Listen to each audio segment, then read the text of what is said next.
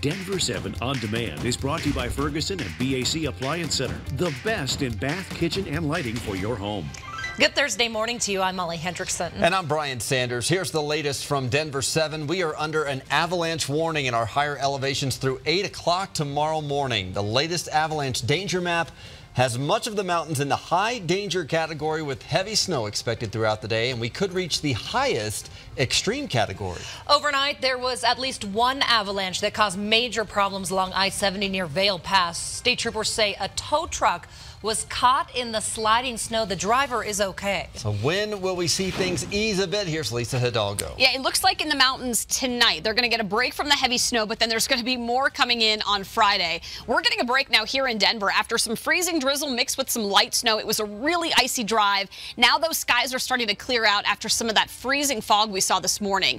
Here's the view from Loveland ski area, and you can see we still have some snow falling, and that drive up along I-70 is going to be a bit of a mess. Futurecast shows skies clearing up to the northeast. Temperatures are going to rebound nicely here in Denver this afternoon. Some low to mid 50s expected. It is going to be a little bit colder up near Fort Collins and Greeley with some mid to upper 40s. Now overnight, again, some lighter snow for the high country. Here in town, we could still see some areas of patchy fog early tomorrow, but then a pretty mild day again tomorrow. By tomorrow afternoon, we're in the upper 40s to low 50s. Look at the change, though. By commute time tomorrow night, we're likely going to see more wintry weather move in, a mix that could make tomorrow evening's drive pretty icy again with some light snow expected through the evening. That's then going to clear out by early Saturday morning. But the Friday night and the Saturday morning commutes could be icy, so be careful. Temperature-wise, it's also going to get colder as we head into the weekend. Low 40s Saturday and Sunday. Skies are going to clear out a bit on Sunday, though, for the polar plunge. Still going to be cold, though, if you're jumping into that water. Next week, by midweek, another storm, and that one's got the potential to bring some heavier snow to Denver.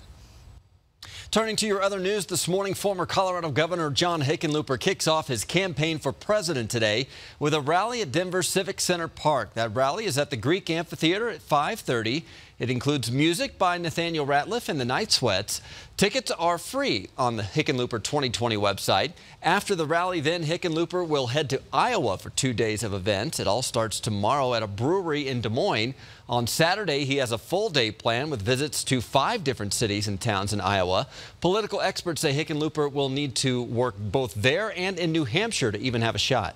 He will have an opportunity over this next 10 or 11 months to make that voice heard. It's going to be difficult, though, because there will be so many people there. I think for someone like Governor Hickenlooper, the debates starting in June will be critical. He's got to break through then. He has to differentiate his message, and he's got to start to attract the following.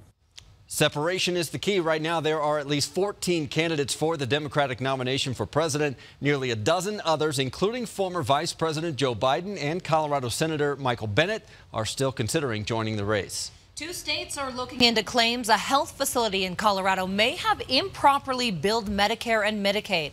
It comes after dozens of people reported concerns about Clearview Behavioral Health to Contact 7 investigates. One person says she was wrongly billed for 3 days of service at the facility. How long do you think you spent with that doctor over those 3 days? Like 6 to 10 minutes. Do you remember seeing him every day? No. So we offered leaders at Clearview another chance to respond to the claims in front of our cameras. They declined. Instead, in a written response to our report, Clearview's CEO says, quote, "We take seriously any concerns expressed by patients, families, employees, or anyone else about our billing practices and follow state and federal guidelines for appropriately resolving those concerns."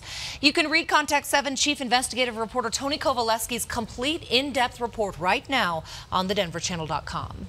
Today is the last scheduled day of contract talks between King Soopers, City Market, and its workers union. The two sides negotiated for more than 35 hours last weekend.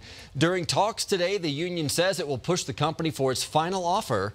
The union says the two sides are, quote, far apart on economic and other issues. King Soopers says there was progress made over the last 2 sessions. Our goal with every negotiation is to provide them, their associates, a competitive compensation package of wages and benefits. That contract extension between the two sides ended 11 days ago.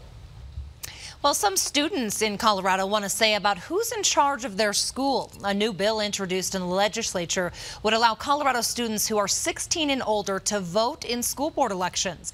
Today, nearly 100 high school students and their supporters will be at the Capitol rallying for the bill.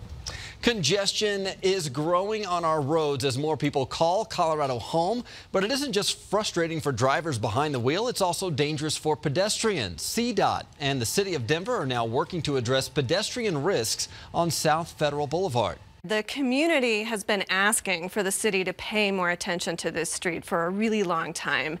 It's very dangerous. It has a high fatality rate, but it also serves as the main street for all of the people who live and work along that corridor. So CDOT is adding medians. The city of Denver is adding trees and greenery to manage storm water and make the street better for pedestrians. And Walk Denver is asking for your input on how to improve the road between Alameda and Mississippi. We have a link to that survey on our Denver 7 app.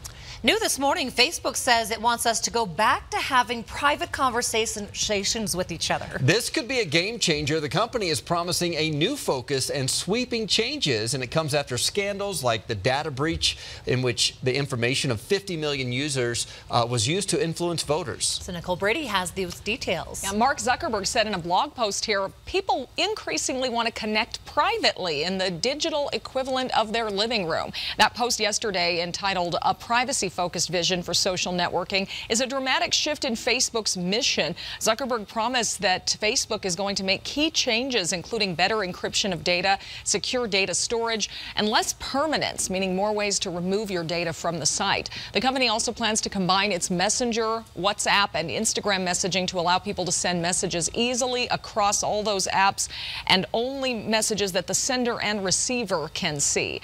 The big question, though, is what this will mean for Facebook's profit margins, because it relies on our posts and data to send us those targeted ads, which is, of course, how the company makes money.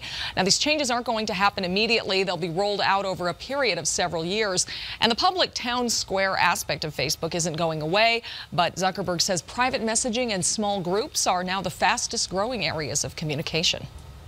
All right, thank you, Nicole. You may be handing over a little more information than you realize. It turns out there is a lot of hidden data in our photos, including the kind of camera you used to take it, even the date, time, and location it was taken. If you're taking a picture in your house and it's got the geolocation of your house, and you're putting a social media post that says, "Here I am at home just hanging out," well, now somebody knows where you live. The hidden information is stored in what's called metadata. Most social media sites remove it from your photos, but others like Flickr don't. If you're concerned, you can remove it yourself, but you'll have to go through and do it one picture at a time. And then depending on your phone, it could require a third-party app to do so.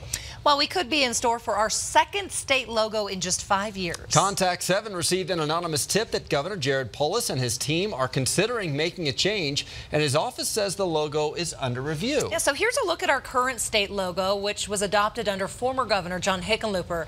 It came with the slogan, quote, "It's our nature." Changing this logo back in 2014 cost the state $2.5 million, so it is pricey. This has been your Denver 7 on-demand update. Thanks for joining us. And make sure you check back here later today for another update and download the free Denver 7 app for breaking news and alerts. Have a great day.